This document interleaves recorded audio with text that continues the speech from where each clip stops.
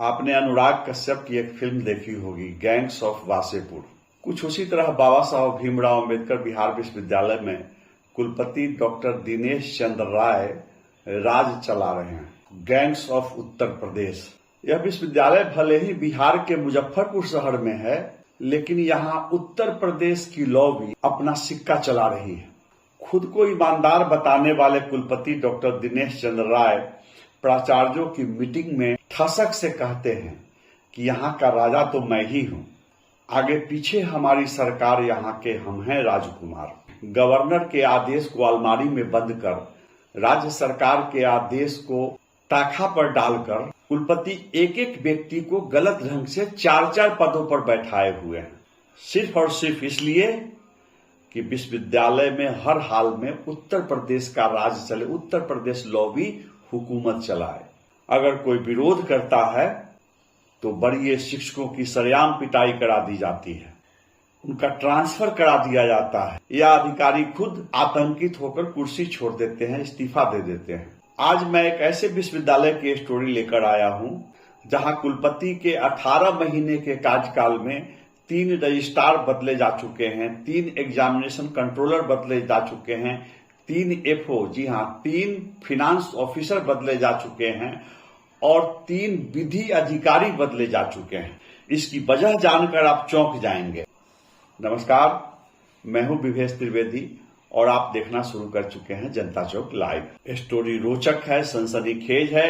आपसे आग्रह है कि अंत तक बने रहें और अगर स्टोरी पसंद आए तो इसे शेयर कीजिए। आगे बढ़ने से पहले मेरे चैनल जनता चौक लाइव को सब्सक्राइब कीजिए और स्टोरी को लाइक कीजिए। मेरा दावा है कि मैं जो स्टोरी लेकर आ रहा हूं आपको किसी अखबार में यह पढ़ने को नहीं मिलेगी। मेरे ऊपर भी पहले दिन से काफी दबाव है, तरह तरह का वास्ता दिया जा रहा है, अपनापन से कहा जा रहा है, ताने दिए जा रहे हैं, रिक्वेस्ट किया जा रहा है। लेकिन इस सब से बढ़कर जो मुझे दर्शकों से प्रोत्साहन मिल रहा है, दर्शकों से सराहना मिल रही है, जितनी बड़ी संख्या में रोजाना मेरे पास कॉल आ रहा है, उससे मैं अभिभूत हूँ और मेरा मनोबल बढ़ रहा है। मैं अपने दर्शकों से कहूंगा कि कृपया मेरा साथ दें। आप जितनी अधिक सूचनाएं दे रहे हैं उन सब को मैं हार्ड खबर के रूप में पेश नहीं कर सकता हूं, लेकिन आपकी सूचनाओं का निचोड़ स्टोरी के रूप में लाने की कोशिश कर रहा हूं। मैं झुकूंगा नहीं, मैं दबने वाला नहीं हूं। और उन मित्रों का भी आभार जिन्होंने व्हाट्सएप मैसेज के माध्यम से, साउंड क्लिप के माध्यम से मुझे ताने दिए। मैं यहाँ स्पष्ट कर दूं कि पहले दिन ही प्री पीएचडी की परीक्षा में प्रश्न पत्र आउट होने का जब मामला मेरे संज्ञान में आया, मैंने इस मामले की छानबीन शुरू की तो बड़ी संख्या में मेरे पास कॉल आने लगे। सब लोग यही दुहाई देने लगे कि कुलपति साहब ईमानदार हैं, कुलपति साहब भूमिहार हैं। इतनी बार कहा गया कि भूमिहार हैं, ईमानदार हैं, भूमिहार है, ईमानदार है, कि मैं असहज हो गया। आप सिर्फ ईमानदार कहिए, भूमिहार है, भूमिहार है क्यों कहे जा रहे हैं? इसीलिए आपको याद होगा मैंने एक स्टोरी चलाई कि भूमिहार कुलपति की नाक के नीचे पीएचडी का धंधा, पीएचडी का बाजार। मेरे पास जितनी सूचनाएं आ चुकी हैं, मैं अभी अगर रोजाना एक एक स्टोरी चलाऊं तो महीने भर स्टोरी चलाने लायक मेरे पास सामग्री आ चुकी है। सूचनाएं देने वाले मित्र, शुभचिंतक, दर्शक, पाठक कृपया मुझे क्षमा करेंगे। मैं आपकी सूचनाओं का निचोड़ लाया करूंगा। एक एक स्टोरी बनाने में काफी वक्त लग जाता है। आप जनता चौक लाइव की निर्भीक पत्रकारिता को जारी रखने के लिए ताकत दें, सहयोग करें। मेरी पिछली 3 स्टोरी देखने वाले दर्शकों ने न सिर्फ इसे शेयर किया है, लाइक किया है, कमेंट किया है, बल्कि पे फोन के माध्यम से उन्होंने जनता चौक लाइव का सहयोग भी किया है। अगर आपको लगे कि ये स्टोरी मेहनत करके लाई जा रही है, निर्भीकता से लाई जा रही है, कई तरह के दबावों को नकारते हुए स्टोरी आपके सामने आ रही है, तो आप आगे भी मेरा सहयोग करें। आप पूछ सकते हैं कि आखिर मैं यह स्टोरी लेकर क्यों आया हूँ, गैंग्स ऑफ उत्तर प्रदेश की प्रासंगिकता क्या है? मैं थोड़ा पीछे ले चलता हूँ। 14 सितंबर की बात है। बाबा साहब भीमराव अम्बेडकर बिहार विश्वविद्यालय में उस दिन पीएचडी प्रवेश परीक्षा का आयोजन किया गया। जब उक्त परीक्षा का प्रश्न पत्र आउट हो गया, बाजार में बिकने लगा, सोशल मीडिया पर वायरल होने लगा, तो गैंग्स ऑफ उत्तर प्रदेश सुर्खियों में आ गया। जब वास्तविक साजिशकर्ताओं के पूरे गिरोह को पर्दाफाश करने के बजाय सिर्फ 2 लोगों पर कार्रवाई शुरू की गई तो यूपी लॉबी की चर्चा और तेज हो गई। सब लोग जान रहे हैं लेकिन डर रहे हैं। गैंग्स ऑफ उत्तर प्रदेश के आतंक का आलम यह है कि बाबा साहब भीमराव अम्बेडकर बिहार विश्वविद्यालय में कई अधिकारी बारी बारी से इस्तीफा देकर चुपचाप अपने पद से चले गए। इस विश्वविद्यालय में गुंडे पाले जाते हैं, जो विरोध करता है उसकी पिटाई करा दी जाती है, तबादला होता है, धमकी दी जाती है। आप विश्वविद्यालय परिसर में जाकर किसी से पूछिए कि अंग्रेजी विभाग के प्राध्यापक प्रोफेसर ज्योति नारायण सिंह की पिटाई किसने कराई, सब लोग बता देंगे आपको कि किसने उनकी पिटाई कराई। आप जाकर पूछिए कि विश्वविद्यालय के गणित विभाग के वरिष्ठ शिक्षक डॉक्टर संजय कुमार की पिटाई किसने कराई, आपको सब लोग बता देंगे कि उनकी पिटाई किसने कराई। आप जाकर पूछिए कि कुला अनुशासक विनय शंकर राय आखिर सुरक्षा घेरे में क्यों चलते हैं, उन पर किस तरह का खतरा है, आखिर उन पर खतरा क्यों है, वे सुरक्षा गार्ड से क्यों घिरे रहते हैं, सुरक्षा गार्ड की निगरानी में विश्वविद्यालय से अपने आवास क्यों जाते हैं, आपको सब लोग बता देंगे। और जब मैं इन विषयों पर स्टोरी लेकर आता हूं तो विश्वविद्यालय में अलग अलग तरह के पद पाने के लिए कतार में खड़े शिक्षक टिप्पणी करते हैं येलो जर्नलिज्म। अगर वे कहते हैं कि येलो जर्नलिज्म तो मुझे मंजूर है, मुझे अपने मित्रों के ताने मंजूर हैं। मैं बात कर रहा था प्री पीएचडी परीक्षा, जी हाँ, पीएचडी प्रवेश परीक्षा की। परीक्षा के 5 सेंटर थे। विश्वविद्यालय के 2 examination centre, LS college, RDS college और Lalit Narayan Mishra college of business management. इसमें से सुर्खियों में आया LS college Muzaffarpur, Langat Singh college Muzaffarpur. आगे जब मैं स्टोरी लाऊंगा तो प्री पीएचडी की परीक्षा में आरडीएस कॉलेज में क्या क्या गुल खिले वो भी मैं आपको बताऊंगा। कुलपति दिनेश चंद्र राय ने खुद बयान दिया कि एलएस कॉलेज परीक्षा सेंटर से प्रश्न पत्र आउट हुआ और उन्होंने यह भी स्वीकार किया कि वे खुद उस परीक्षा केंद्र पर थे, चहलकदमी कर रहे थे, सक्रिय थे, ऐसी व्यवस्था में जुटे हुए थे कि परिंदे भी पर नहीं मार सके। विश्वविद्यालय के नोडल पदाधिकारी जो कुलानुशासक हैं, प्रॉक्टर हैं, डॉक्टर विनय शंकर राय, उन्हें नोडल अधिकारी बनाया गया है। प्री पीएचडी की परीक्षा की जवाबदेही उन पर थी और वे भी एलएस कॉलेज में मौजूद थे उस दिन। गेस्ट हाउस के प्रभारी हैं अमर बहादुर शुक्ला, ये भी एलएस कॉलेज पर मौजूद थे। ये सब जो मैं नाम लिया ये सब उत्तर प्रदेश के हैं। प्रॉक्टर विनय शंकर राय भले ही भागलपुर के बुद्धूचक गांव के हैं, लेकिन उनका परिवार भी उत्तर प्रदेश से माइग्रेट होकर आया है। विश्वविद्यालय में कभी भी कोई काम होता है तो उसमें उत्तर प्रदेश के लोगों पर ही भरोसा किया जाता है। चुन चुन कर, खोज कर उत्तर प्रदेश के शिक्षकों को लाया गया है और तरह तरह की जवाबदेही दी गई है। एक एक टीचर को 4-4 पद दिए गए हैं।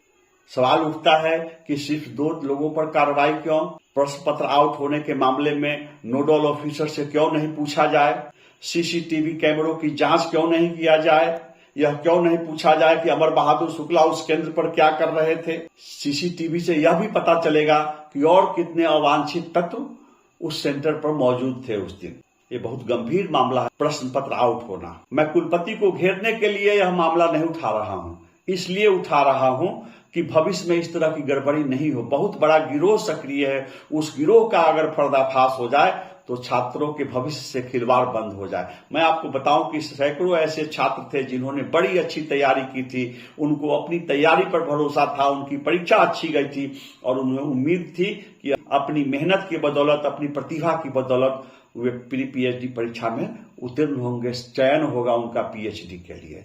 लेकिन प्रश्न पत्र आउट होने के कारण दोनों पेपर की परीक्षाएं रद्द कर दी गई तो पढ़ने वाले मेहनती छात्रों के भविष्य से भी खिलवाड़ हो गया। तो यह सब आगे बंद हो, इसलिए इसकी गहन छानबीन जरूरी है। और जितने जवाबदेह लोग थे सब के सब उत्तर प्रदेश के थे, इसलिए Uttar Pradesh lobby gangs of Uttar Pradesh सुर्खियों में है। यह जांच का विषय है कि परीक्षा परिनियम की धज्जियां उड़ाते हुए कितने अवांछित लोग उस दिन एलएस कॉलेज सेंटर पर आए थे, कौन कौन आए थे, सबके चेहरे होंगे सीसीटीवी कैमरे में। नोडल अधिकारी ने उन्हें रोका या नहीं रोका, कुलपति ने उन्हें रोका या नहीं रोका, कैसे आ गए हुए अंदर।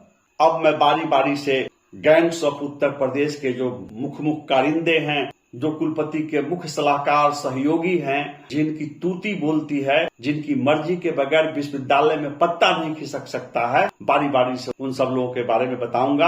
आप अंत तक बने रहे। कुछ लोगों ने मुझे फोन कर कहा कि आपने एलएस कॉलेज की प्रिंसिपल डॉक्टर कनुप्रिया का नाम क्यों नहीं लिया। जिस सेंटर पर खुद कुलपति चहलकदमी कर रहे हैं, मुस्तैद हैं, जिस सेंटर पर खुद कुलानुशासक डॉक्टर विनय शंकर राय मौजूद हैं, वहां एलएस कॉलेज के प्रिंसिपल की क्या चलेगी। और अगर प्रिंसिपल से पूछताछ होनी चाहिए तो कुलपति हिम्मत करें, पूछे प्रिंसिपल से। Nodal officer doctor Vinay Shankar Rai से यह भी पूछा जाना चाहिए कि यह जो प्रश्न पत्र आउट हुआ, इसके लिए किसको किसको दोषी ठहराया जाए। जिस कमरे से प्रश्न पत्र निकला उसमें कौन कौन तैनात थे, उनसे शोकॉज हुआ या नहीं हुआ। तो गैंग्स ऑफ उत्तर प्रदेश में कुलपति सबसे हेड हैं और उनके बाद जो नंबर 2 पर आते हैं उनका नाम है कुलानुशासक डॉक्टर विनय शंकर राय। कहा जाता है कि आजकल ये विश्वविद्यालय के मुख्य कलाकार हैं। पिछली स्टोरी में मैंने उच्चारण में गड़बड़ी की वजह से सीसीडीसी डॉक्टर भानु शंकर राय कह दिया था। दरअसल सीसीडीसी डॉक्टर टीके डे हैं और प्रॉक्टर कुलानुशासक डॉक्टर विनय शंकर राय हैं। आप डॉक्टर विनय शंकर राय की हैसियत जान लीजिए। ये कुलपति डॉक्टर दिनेश चंद्र राय के रिश्तेदार हैं, भागलपुर के बुद्धूचक गांव के हैं, लेकिन इनका परिवार भी उत्तर प्रदेश से माइग्रेट कर बिहार आया था, तो इन्हें उत्तर प्रदेश का माना जाता है, समझा जाता है। और जब कुलपति के रिश्तेदार हैं, अब इन्हें कैसे कैसे प्रॉक्टर बनाया गया है, कैसे कैसे 4-4 पद दिए गए हैं, ये कहानी भी जान लीजिए। डॉक्टर विनय शंकर राय की बहाली 2003 में हुई थी। अंग्रेजी विभाग के प्राध्यापक, अंग्रेजी विभाग में 1996 में बहाल हुए थे डॉक्टर ज्योति नारायण सिंह।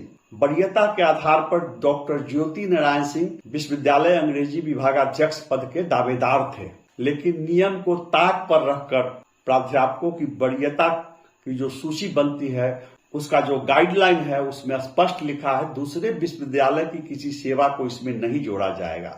तो दूसरे विश्वविद्यालय की सेवा को जोड़ते हुए कुलपति ने अपने चहेते डॉक्टर विनय शंकर राय को अंग्रेजी विभागाध्यक्ष बना दिया।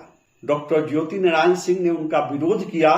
उसी दौरान उनकी पिटाई करा दी गई, बेरहमी से उनकी पिटाई करा दी गई। उन पर जांच कमेटी भी गठित की गई और जांच कमेटी ने डॉक्टर ज्योति नारायण सिंह को ही दोषी ठहराया और ज्योति नारायण सिंह को अंग्रेजी विभागाध्यक्ष विश्वविद्यालय में तो नहीं ही बनने दिया गया, मुजफ्फरपुर से 177 किलोमीटर दूर नरकटियागंज के डॉक्टर टीपी वर्मा कॉलेज में उनका ट्रांसफर कर दिया गया। गौर कीजिए, एक साथ 3 सजाएं दी गई।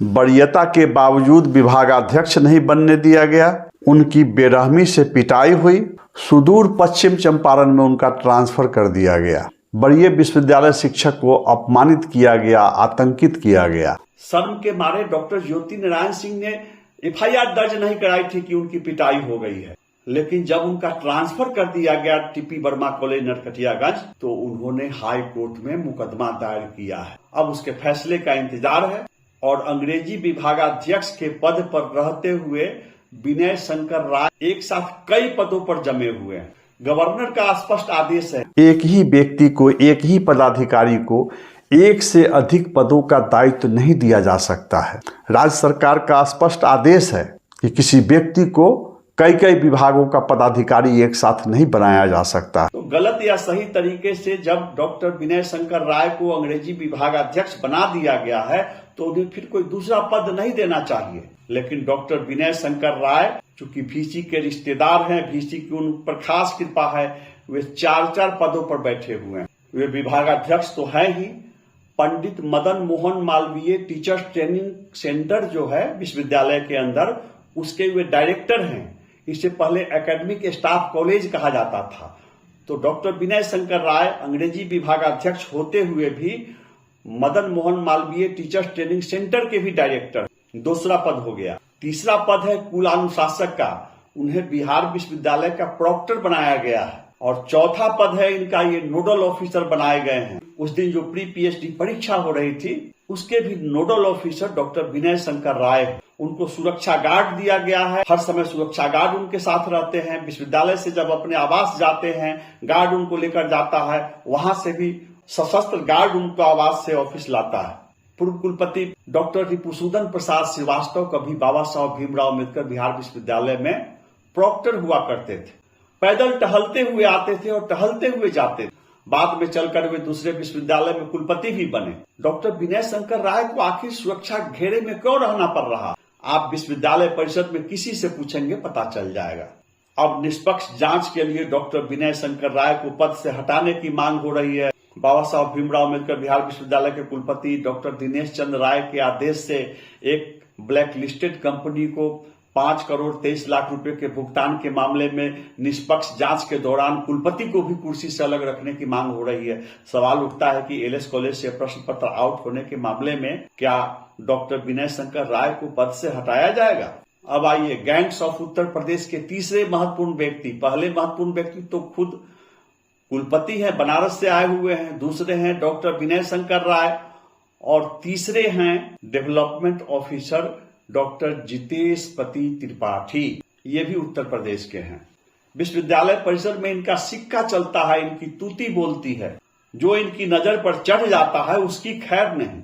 यह पता करना जरूरी है कि 14 सितंबर को प्री पीएचडी की परीक्षा के दौरान डॉक्टर जितेश पति त्रिपाठी कहां थे, क्या कर रहे थे। मैं आगे डॉक्टर जितेश पति त्रिपाठी पर अलग से एक एपिसोड लेकर आऊंगा। गैंग्स ऑफ उत्तर प्रदेश के चौथे साहब हैं डॉक्टर अमर बहादुर शुक्ला। ये पॉलिटिकल साइंस के प्राध्यापक हैं। ये विश्वविद्यालय के गेस्ट हाउस के प्रभारी भी हैं और विश्वविद्यालय में कुलपति जहां रहते हैं उनके पीछे छाया की तरह डॉक्टर अमर बहादुर शुक्ला को देखा जा सकता है। 14 सितंबर को एलएस कॉलेज परीक्षा सेंटर पर डॉक्टर अमर बहादुर शुक्ला भी थे। क्यों थे, किस हैसियत से थे, जांच का विषय है। 5वें हैं डॉक्टर सर्वेश दुबे। ये पीजी फिजिक्स डिपार्टमेंट में हैं। इनका ट्रांसफर कराया गया है, मोतिहारी से इनको लाया गया है। इनकी खासियत यह है कि ये कुलपति के खास विश्वास पात्र हैं। ये भी उत्तर प्रदेश के हैं और कुलपति की जो निर्णायक मंडली है इसमें ये भी शामिल हैं। गैंग्स ऑफ उत्तर प्रदेश में 6ठे नंबर पर हैं डॉक्टर अनुराधा पाठक। इनका ट्रांसफर आरडीएस कॉलेज से कराते हुए लाया गया है विश्वविद्यालय में। इनके लिए खास तौर से कुर्सी खाली कराई गई है और इन्हें एनएसएस का कोऑर्डिनेटर बनाया गया है। इनकी खासियत यह है कि ये भी बनारस की हैं, जहां के कुलपति हैं। 7वें मेंबर हैं डॉक्टर सत्य प्रकाश राय। ये विश्वविद्यालय में इतिहास विभाग के प्राध्यापक हैं। ये भी बनारस के हैं। पहले ये लॉ अधिकारी हुआ करते थे। तो इन 7 लोगों की मर्जी के बगैर विश्वविद्यालय में परिंदा भी पर नहीं मार सकता। इनकी मर्जी के बगैर कोई काम नहीं हो सकता है। जो इनके दिशा निर्देश को नहीं समझेंगे, जो इनकी आंखों के इशारों को नहीं समझेंगे, उनको इस्तीफा देकर कुर्सी छोड़कर जाना पड़ेगा। स्थिति बहुत चिंताजनक है। कब किसकी पिटाई हो जाए, कब किसकी जान चली जाए, कहना मुश्किल है। अंग्रेजी विभागाध्यक्ष पद के दावेदार डॉक्टर ज्योति नारायण सिंह की पिटाई हो गई। प्रोफेसर ज्योति नारायण सिंह चुप रह गए। याद रखिएगा, जब इंसान पिटाई खाकर अपमानित होकर भी चुप रह जाता है, कुछ बोल नहीं पाता है, तब ऊपर वाले की लाठी चलती है। चाहे जिन लोगों ने उनकी पिटाई कराई है, डरिए ऊपर वाले से। ऊपर वाले की लाठी बड़ी बेरहम होती है और उससे बचता कोई नहीं है। गणित विभाग के प्रोफेसर डॉक्टर संजय कुमार की तो इतनी पिटाई हुई हॉकी स्टिक से कि उन्हें भर्ती कराया गया अस्पताल में। पीटता कोई है, इशारा करने वाला कोई है, आदेश देने वाला कोई है।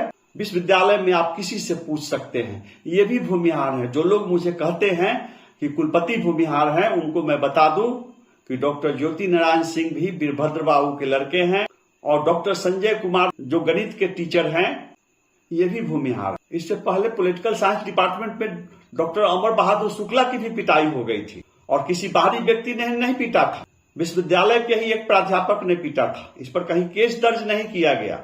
इस मामले को कुलपति डॉक्टर दिनेश चंद्र राय ने सल्टाया। आज पर्दा डाला जा रहा है कि कल कुछ और हो जाए, कल इससे भी विकट स्थिति पैदा हो सकती है। ये कौन लोग हैं विश्वविद्यालय में जो सरेआम शिक्षकों की पिटाई कर रहे हैं और करवा रहे हैं। खास पदों पर अपनी पसंद के खास लोगों को लाने के लिए तरह तरह का खेल चल रहा है, तरह तरह का दबाव चल रहा है। आप अनुमान इसी से लगाइए कि बाबा साहेब भीमराव अम्बेडकर बिहार विश्वविद्यालय में डॉक्टर दिनेश चंद्र राय के कुलपति बनने के बाद उनके 18 महीने के कार्यकाल में अब तक 3 रजिस्ट्रार बदले गए, 3 एग्जामिनेशन कंट्रोलर बदले गए, 3 एफओ बदले गए और 3 विधि अधिकारी बदले गए। क्यों बदले जा रहे हैं, क्यों इस्तीफा हो रहा है, क्यों पद से हटाए जा रहे हैं? आपको बता दूं, इन सारे पदों पर किसी न किसी टीचर को बैठाया जाता है। तो 2-4 महीने तो शिक्षक को उस पद का दायित्व समझने में लग जाता है कि एग्जामिनेशन कंट्रोलर की भूमिका क्या है, काम क्या करना है, रजिस्ट्रार की भूमिका क्या है, क्या काम करना है, विधि अधिकारी की भूमिका क्या है, क्या काम करना है। और जब वे शिक्षक अपने पद का दायित्व समझ जाते हैं तब उन्हें इस्तीफा देना पड़ता है, हटाया जाता है। आखिर यह प्रयोग कब तक चलता रहेगा? नतीजा है कि सत्र विलंब से चल रहे हैं, परीक्षाएं लंबित है, रिजल्ट पेंडिंग है और छात्र चक्कर लगा रहे हैं। रजिस्ट्रार, एग्जामिनेशन कंट्रोलर, एफओ और विधि अधिकारी को हटाने बदलने का खेल भी बहुत सनसनीखेज है। जब मैं आपको बताऊंगा तो चौंक जाएंगे। इकोनॉमिक्स के प्रोफेसर डॉक्टर संजय कुमार, ये दूसरे संजय कुमार हैं, गणित विभाग के संजय कुमार दूसरे थे। इकोनॉमिक्स के प्रोफेसर डॉक्टर संजय कुमार बाबा साहब भीमराव अम्बेडकर बिहार विश्वविद्यालय में पहले कुलपति होते थे। बाद में राजभवन के निर्देश से उन्हें हटा दिया गया। उनका ट्रांसफर मुजफ्फरपुर से 55 किलोमीटर दूर हाजीपुर के आरएन कॉलेज में कर दिया गया। डॉक्टर संजय कुमार हाईकोर्ट में चले गए और उन्हें हाईकोर्ट से स्टे ऑर्डर मिल गया और वे फिर लौट करके आए और फिर रजिस्ट्रार बने। जब बीच में उन्हें आरएन कॉलेज भेजा गया था तो उनकी जगह पर डॉक्टर अपराजिता कृष्ण को रजिस्ट्रार बनाया गया था। हाई कोर्ट से स्टे मिलने के बाद संजय कुमार आए, डॉक्टर अपराजिता कृष्ण को पद छोड़ना पड़ा और डॉक्टर संजय कुमार फिर रजिस्ट्रार बने। ये दूसरा फेरबदल था। अपराजिता कृष्ण को हटाए जाने के बाद डॉक्टर संजय कुमार बने। फिर राजभवन को सूची भेजी गई और राजभवन से फिर एक दूसरे रजिस्ट्रार बहाल किए गए, डॉक्टर समीर कुमार शर्मा। आजकल डॉक्टर समीर कुमार शर्मा रजिस्ट्रार हैं। प्रश्न उठता है कि हाई कोर्ट के आदेश से दोबारा रजिस्ट्रार बने डॉक्टर संजय कुमार को किसके आदेश से हटाया गया, क्यों हटाया गया? तो 18 महीने में 3 बार रजिस्ट्रार बदले गए। अब आइए एग्जामिनेशन कंट्रोलर की भी चर्चा हो जाए। पहले टीके डे एग्जामिनेशन कंट्रोलर होते थे। टीके डे हमेशा विवादों में रहे हैं। कुलपति डॉक्टर दिनेश चंद्र राय ने उन पर एफआईआर कराने का आदेश दिया और उनके खिलाफ जांच कमेटी गठित की गई। जांच कमेटी की रिपोर्ट आई और उसमें स्पष्ट लिखा गया कि डॉक्टर टीके डे को कोई भी गोपनीय जवाबदेही नहीं दी जा सकती। तो जब ऐसी रिपोर्ट आ गई तो उन्हें विभाग में रहना चाहिए, उन्हें कोई दूसरा दायित्व नहीं दिया जाना चाहिए। मैं मानता हूं कि डॉक्टर टीके डे पढ़ने पढ़ाने वाले टीचर रहे हैं, फिर उन्हें विश्वविद्यालय में अनावश्यक रूप से पदाधिकारी बनाकर बैठाने की क्या जरूरत है? टीके डे की जगह पर डॉक्टर सुब्बा लाल पासवान को एग्जामिनेशन कंट्रोलर बनाया गया। और जिस डॉक्टर टीके डे पर एफआईआर का आदेश दिया था खुद कुलपति ने, जांच रिपोर्ट में कहा गया था कि इन्हें कोई भी गोपनीय महत्वपूर्ण दायित्व नहीं दिया जा सकता है, उसी डॉक्टर टीके डे से कुलपति का मेल मिलाप हो गया और टीके डे को सीसीडीसी बना दिया गया बिहार विश्वविद्यालय में। बहुत महत्वपूर्ण जवाबदेही होती है। इतना ही नहीं, वे यूएमआईएस के समन्वयक भी हैं विश्वविद्यालय में। तो 2 पद हो गया। वे सीसीडीसी हैं, यूएमआईएस के समन्वयक हैं, वे विश्वविद्यालय में स्टेट ऑफिसर भी हैं और प्री पीएचडी की परीक्षा की जो कमेटी बनी उसमें भी हुए हैं। सवाल उठता है कि इतनी मेहरबानी क्यों, जिस पर खुद कुलपति महोदय ने एफआईआर का आदेश दिया था, जांच कमेटी की रिपोर्ट उनके खिलाफ है और उन्हें इतने महत्वपूर्ण दायित्व क्यों दिए जा रहे हैं? ये सब वानगी है कुलपति डॉक्टर दिनेश चंद्र राय की कार्य संस्कृति की, जिन्हें कहा जाता है कि बहुत बड़े ईमानदार हैं। ये उनकी कार्यशैली। और मैं आपको बताता चलूं कि आरा के कुलपति डॉक्टर शैलेंद्र कुमार चतुर्वेदी जब बीच में 1 साल के लिए बाबा साहब भीमराव अम्बेडकर बिहार विश्वविद्यालय के प्रभारी कुलपति थे, तो उन्होंने अपने 1 साल के कार्यकाल में त्वरित गति से करीब 70 परीक्षाओं का आयोजन कराया और सारे सत्रों को पटरी पर ले आया। सारे जो लंबित परीक्षाएं थी सब समय पर होती चली गईं। कोई रिजल्ट पेंडिंग उन्होंने नहीं छोड़ा। जो व्यवस्था 10 सालों से बेपटरी थी, कुलपति हनुमान प्रसाद के जाने के बाद जब प्रोफेसर शैलेंद्र कुमार चतुर्वेदी प्रभारी कुलपति बने तो उन्होंने 10 साल से बेपटरी पर चल रहे विश्वविद्यालय को पटरी पर ला दिया। लेकिन जैसे ही वो गए और दिनेश चंद्र राय आए तो 18 महीने में 3 परीक्षा नियंत्रक, 3 रजिस्ट्रार, 3 एफओ। कमाल की बात है कि विश्वविद्यालय में एक एग्जामिनेशन कंट्रोलर नहीं है, 2 नहीं है, 3 एग्जामिनेशन कंट्रोलर हैं। फिर भी सत्र नियमित नहीं है, फिर भी रिजल्ट पेंडिंग है और छात्र हलकान है। इतना ही नहीं है, इस्तीफों की झड़ी लगी हुई है और विश्वविद्यालय फिर से बेपटरी पर। हर रोज हजारों छात्र आते हैं, हंगामा करते हैं, नारेबाजी करते हैं, छात्रों का धरना चल रहा है। रिजल्ट पेंडिंग है, परीक्षाएं समय पर नहीं हो रही हैं। विश्वविद्यालय में अलग अलग पदों से अधिकारियों को हटाने और लाने का खेल चल रहा है। इसके पीछे क्या मामला है आप अनुमान लगा सकते हैं, या आप विश्वविद्यालय के किसी व्यक्ति से पूछ लीजिए। डॉक्टर मयंक कपिला को लॉ ऑफिसर बनाया गया था, उन्हें फिर पद से हटाया गया, फिर उन्हें वापस लाया गया। डॉक्टर विकास कुमार को एनएसएस कोऑर्डिनेटर के पद से इस्तीफा देना पड़ा, दबाव में इस्तीफा देना पड़ा, और उनकी जगह पर डॉक्टर अनुराधा पाठक जो बनारस की है, उन्हें एनएसएस कोऑर्डिनेटर बनाया गया है। सवाल पूछा जाना चाहिए कि डॉक्टर सत्य प्रकाश राय को लॉ ऑफिसर के पद से आखिर इस्तीफा क्यों देना पड़ा। डॉक्टर दिलीप कुमार को स्टेट ऑफिसर के पद से इस्तीफा क्यों देना पड़ा। मैं आपको इशारों में बताऊं कि जो मैन पावर का उपयोग होता है, सुरक्षा गार्ड हो या अलग अलग तरह के काम के लिए जो मैन पावर का उपयोग होता है, उनका जो पेमेंट होता है, उसकी फाइल पर अधिकारियों के दस्तखत लिए जाते हैं। मैं आगे आपको बताऊंगा कि वास्तव में कितने मैन पावर का उपयोग हो रहा है और पेमेंट कितना हो रहा है। इस पर भी मैं अलग से स्टोरी लेकर आऊंगा। कुलपति हैरान है, परेशान है, सिर्फ प्रश्न पत्र आउट नहीं हो जा रहा है, कुलपति महोदय का फेसबुक अकाउंट हैक हो जा रहा है। उन्हें खुद लिखना पड़ रहा है कि मेरा फेसबुक अकाउंट हैक हो गया है। और इसके पीछे भी एक बहुत रोचक रोमांचक कहानी है, रोमांटिक कहानी लगती है देखने में, उस पर भी मैं स्टोरी लेकर आऊंगा। डॉक्टर खानम आफरीन को विधि पदाधिकारी के पद से इस्तीफा देना पड़ा। डॉक्टर रमेश विश्वकर्मा को विकास अधिकारी के पद से इस्तीफा देना पड़ा और उनकी जगह पर उत्तर प्रदेश के जितेश पति त्रिपाठी को डेवलपमेंट ऑफिसर बनाया गया है। तो शिक्षकों की पिटाई क्यों हो रही है, शिक्षकों को इस्तीफा देना क्यों पड़ रहा है, 18 महीने में बार बार पदाधिकारी क्यों बदले जा रहे हैं, इसके पीछे क्या खेल है, आखिर भारी सुरक्षा घेरे में क्यों चल रहे हैं प्रॉक्टर। आप अगली स्टोरी का इंतजार कीजिए। बाबा साहब भीमराव अंबेडकर विश्वविद्यालय में एक स्कॉर्पियो है जो महीने में 20 दिन तीर्थाटन पर रहता है, बनारस की यात्रा करते रहता है। किन परिस्थितियों में स्कॉर्पियो बनारस की यात्रा पर होता है, स्कॉर्पियो से कौन जाते हैं, क्यों जाते हैं, कैसे जाते हैं, मैं स्टोरी लेकर आऊंगा। आप जनता चौक लाइव पर बने रहिए। आपको स्टोरी पसंद आई तो इस निर्भीक पत्रकारिता की मदद कीजिए, सहयोग कीजिए, इस वीडियो को शेयर कीजिए, लाइक कीजिए।